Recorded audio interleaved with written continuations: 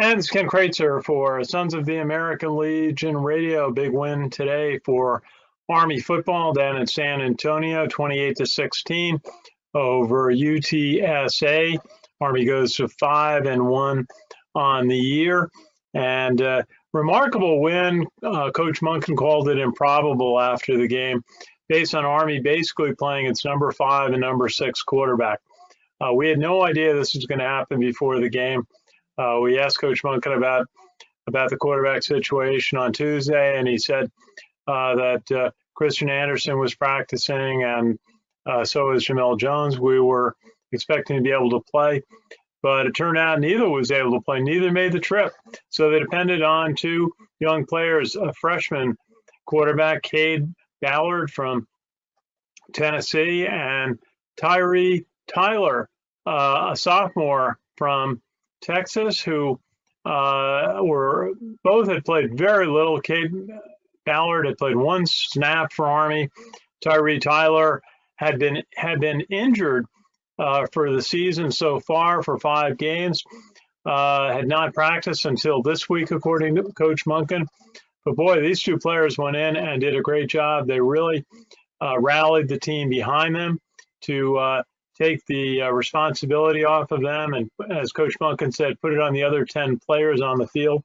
And what a job they did, leading Army to a 28-16 win over UTSA. Let's go over the scoring. Good start on the first drive. Anthony Adkins, a 66-yard drive, 66-yard run, excuse me. The fullback, 5-play, 90-yard drive. So Landon Sawyer's got the point after touchdown. Army got off to a good start. Anthony Adkins did get injured later in the game, and Coach Monken did not have an update on his situation. We'll find out more at the media conference on Tuesday. Then UTSA kicked a field goal, 50 yards. As a matter of fact, it capped a 14-yard, 14-play drive. 5 minutes and 5 seconds. Long drive, but the Army defense stopped it, forced a field goal attempt, and it was good. So Army still led 7-3 early in the second quarter. Later in that quarter, Army ran a 74-yard drive, 13 plays. Jacoby Buchanan capped it with a 5-yard touchdown run. Landon Sawyer's the PAT. What evolved was that Cade Ballard played the first series, and then after that, Tyhier Tyler played first and second down, and on long passing downs, they put Cade Ballard back in the game. So both quarterbacks were used on the same drive several times today. So UTSA then went 87 yards on a 14-play drive and scored on a 1-yard pass play from Lowell Narcissus to Franklin, the very good wide receiver for San Antonio. Actually, it's sort of like a little post where the wide receiver just cut to his left from the right side and turned, faced the quarterback, and threw it right to him. A little quick turn-in pass for the touchdown. With point after touchdown, they made it 14-10, which was the score at halftime. In the third quarter, Army went 70 yards on 7 plays, capped by a 37-yard Tyhier Tyler run from scrimmage. He kind of ran into his blockers and then moved to his left and was absolutely wide open. There was no one left on that part of the field, and he ran 37 yards to the flag, just got the ball inside the upright of the flag, and was credited with the touchdown. Landon Sawyer's got the third point after touchdown of the game for Army, 21-10. But UT San Antonio came back with Frank Harrison now at quarterback. We played a lot for them this year, but Nicole Lowell Narcissus picked up what looked to be a fairly serious leg injury. Narcissus, a player who had several leg injuries in his career, and it's really tough to see him have another one today because he was playing very well for Texas San Antonio. but they get that touchdown pass, and the extra point was blocked. That was a key one because that would have brought the score within to 21-17, and a one touchdown game, but the point after touchdown was missed. And then Army capped the game with a Cade Ballard 5-yard touchdown run, and that was on a 75-yard drive. And a lot of that was set up on a 53-yard Cade Ballard to Cam Harrison pass play. Cam Harrison had been out so far this year, and today was his first game back into the Army lineup. And Coach Monken complimented Cam Harrison in the postgame not only about his blocking, but not about the touchdown pass, but said he did a great job blocking today. So 28-16, played indoors at the Allen Dome. Key stats: Army ran for 305 yards, UTSA 197. Army passed for 53 yards, UTSA 186. Army was 1 of 3. And the one pass play being the Ballard to Cam Harrison pass. It set up the second half touchdown, and UTSA 19 of 39 passing, and they had 2 touchdown passes. So total offensive yards, UTSA actually outgained Army.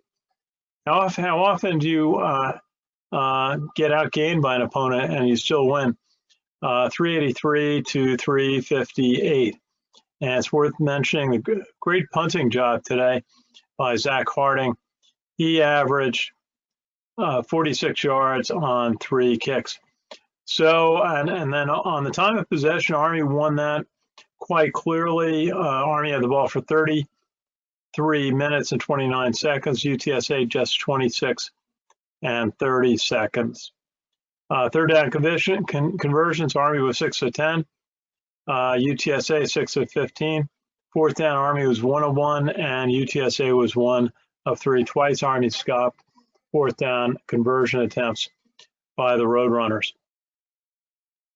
And just going down some of the individual stats in the game. Passing for Army, Cade Ballard had the 1 completion, 1 of 3. For UTSA, Lowell Narcisse 16 of 31 for 155 and 1 touchdown pass. Of course, he got hurt. And Frank Harris came in 3 of 8 for 31 yards and one touchdown. UTSA threw for 186 yards. They were led on the ground by Sincere McCormick, very fine running back, 18 attempts for 133 yards. Coach Monken called it a quiet 133 yards, just grinding out about the yardage. But his longest game was 26 yards. Lowell Narcisse ran for 57 yards in the game, and Frank Harris ran for 21. On the Army side, Anthony Adkins was the leading ground gainer with 101 yards. Tyhier Tyler also ran for 101 yards, but in 19 attempts and a touchdown. Jacoby Buchanan had 40 yards on 10 attempts and 1 touchdown. Terrell Robinson, 37 yards on 8 carries. They're trying to get the ball to Tyrell. A couple of times he was really getting racked up. The opponents have learned how to stay in front of the Army slot backs, not allow them to run wide and have an opening towards the sidelines. You know, they've been tying up the Army slot backs just as they get past the tight end or the tackle. And Santa McCoy, 6 for 19. Longest was 5 yards. A.J. Howard, 2 for 8 yards. Artis Hobbs, 2 carries for 7. And Cade Ballard, 3 for 14. 1 reception. Cam Harrison, 1 for 53. And Zach Harding had a terrific day punting the ball for Army. And that was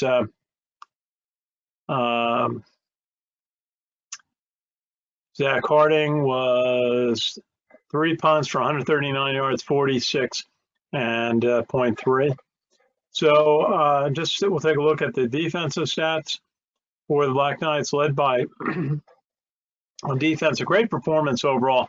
Again, Nate Woody has got his defensive team playing over their heads.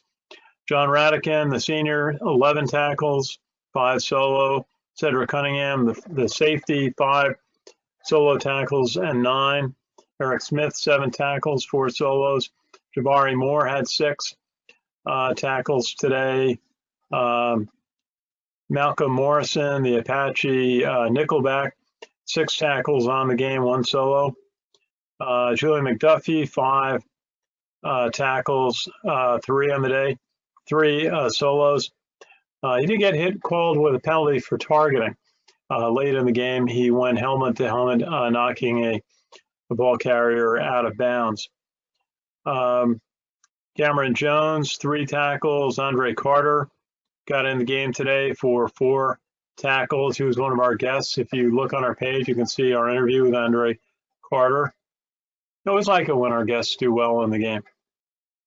And Nolan Cockrell, the nose tackle, had 2 tackles today.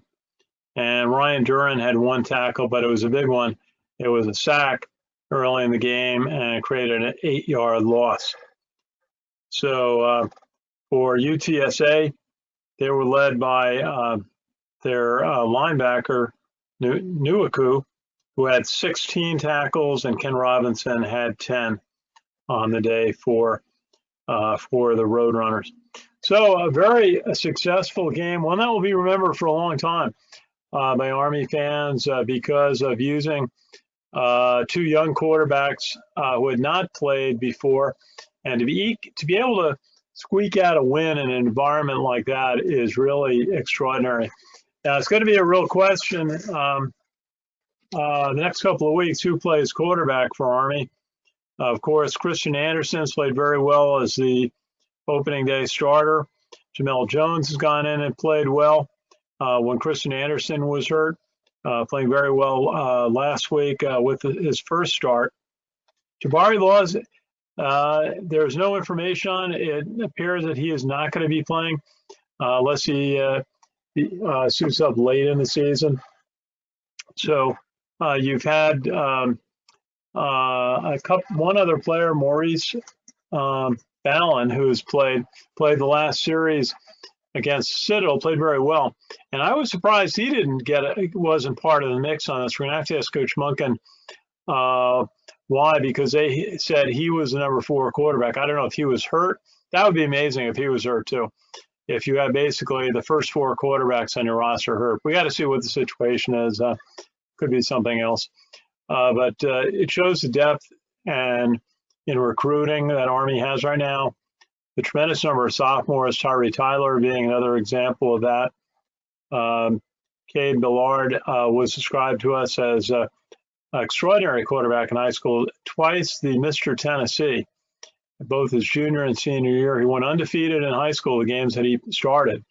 So Coach Monken said that, he's 30-0 in high school in 2 years and 1-0 now with us. He's 31-0.